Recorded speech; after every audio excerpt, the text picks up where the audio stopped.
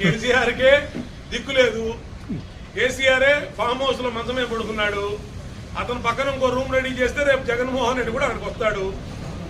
అక్కడ అధికారంలో లేనటువంటి వీళ్ళిద్దరూ కూడా చింతపెక్కలు ఆడుకుంటారు. ఇద్దరు, ఒకవైపు కేసీఆర్, ఒకవైపు జగన్మోహన్ రెడ్డి.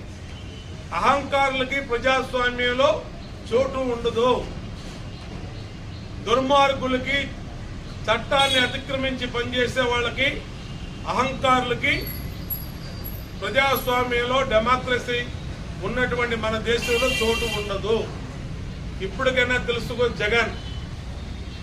జూన్ 4వ తారీఖే జగన్మోహన్ రెడ్డి ఆంధ్రప్రదేశ్ లో ఆఖరి రోజు ఈ రాష్ట్రంలో ఉండటానికి.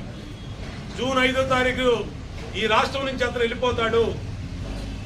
ఇది పక్కా. కేసీఆర్, కేటీఆర్, ఇంకోళ్ళ రాసి పెట్టుకోండి.